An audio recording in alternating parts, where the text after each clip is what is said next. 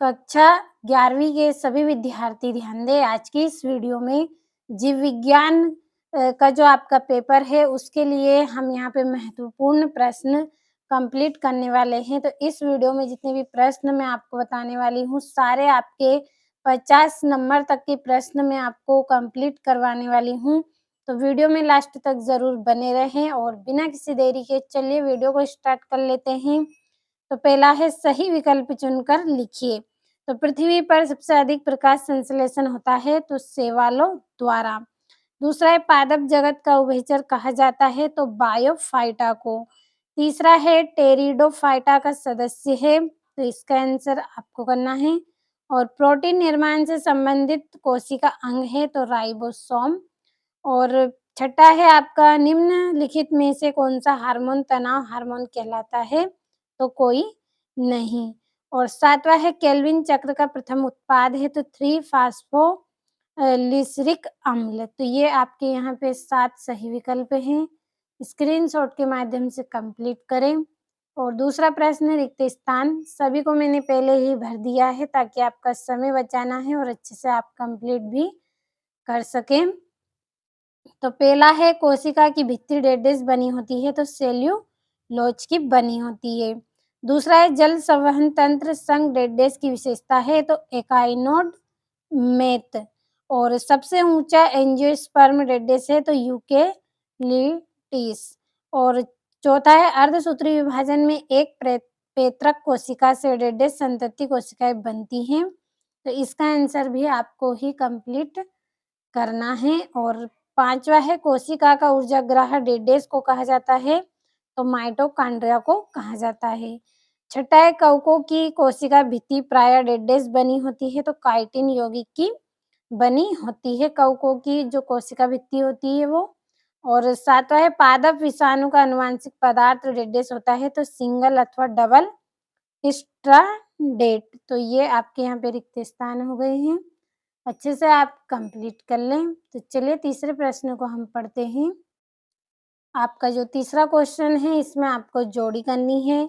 तो पहली जोड़ी आपकी जड़ है तो इसके आंसर मुझे नहीं पता था, जितना मुझे यहाँ पे आंसर आते थे मैंने उतनों को कंप्लीट यहाँ पे कर दिया है, बाकी को आपको ही करना है। तो अच्छे से आप कंप्लीट कर लें उनको और अच्छे से आप मेहनत करिए और अच्छे अंक लेके आए। जितने भी क्वेश्चन मैं आपको बता रही हूँ बस आप उनको अच्छे से कंप्लीट करते ही चले। देखिए इम्पोर्टेंट क्वेश्चन है परीक्षा के लिए, सभी को आपको सभी प्रश्नों को अच्छे से कंप्लीट करना ही है। तो आप यहीं से सारे प्रश्नों को कंप्लीट अच्छे से करते चले। तो ये आपका चौथा प्रश्न है जिसमें एक वाक्य में उत्तर आपको करने हैं। तो इन सभी को मैंने भर दिया है, आप अच्छे से स्क्रीनशॉट लें। 1-2 बार आप इनको अच्छे से पढ़ लें तो आपको अच्छे से समझ में आ जाएगा। और ये आपका 5वां प्रश्न है, माइक्रोप्लाज़ा क्या है? शैवाल किसे कहते हैं? अंडे देने वाले स्तनियों के नाम आपको बताने हैं। और मूसला का जंतु वैज्ञानिक नाम क्या है? 7वें प्रश्न में ऊतक किसे कहते हैं? और केंचुए का जंतु वैज्ञानिक नाम क्या है? तो देखिए पूरे इम्पोर्टेंट क्वेश्चन हैं। और मेंढक की मूत्रवाहिनी के कार्य आपको लिखने हैं। और पादप कोशिका में धानी का क्या महत्व है? और पॉलीसोम का कार्य आपको बताना है। और कोशिकी कुंड किसे कहते हैं? और वृहद अणु क्या है? और आइसोजाइम किसे कहते हैं? और कोशिका चक्र को परिभाषित कीजिए। तो ये आपके 2-2 नंबर के पूरे प्रश्न हैं, अच्छे से आपने स्क्रीनशॉट लिया होगा साथ में। तो चलिए बढ़ते हैं नेक्स्ट क्वेश्चन की ओर। तो ये आपका 12वां प्रश्न है, सूत्र युग्मन क्या है? जीवाश्म किसे कहते हैं? विसरण क्या है? परासरण दाब क्या है? और सजीव और निर्जीव में 3 अंतर आपको करने हैं। सारे ये आपके यहाँ से 2 क्वेश्चन आपके 3-3 नंबर के हैं, 14वां और 15वां प्रश्न। मोनेरा एवं प्रोटिस्टा में कोई 3 अंतर बताइए। और जीवों के वर्गीकरण तथा पहचान में कुंजी किस प्रकार सहायक है? और जैव विविधता संरक्षण में वानस्पतिक उद्यान एवं जंतु उद्यान किस प्रकार सहायक है? स्पष्ट कीजिए। और ये आपका यहाँ पे प्राथमिक व द्वितीयक मेरिस्टेम ऊतक को स्पष्ट कीजिए।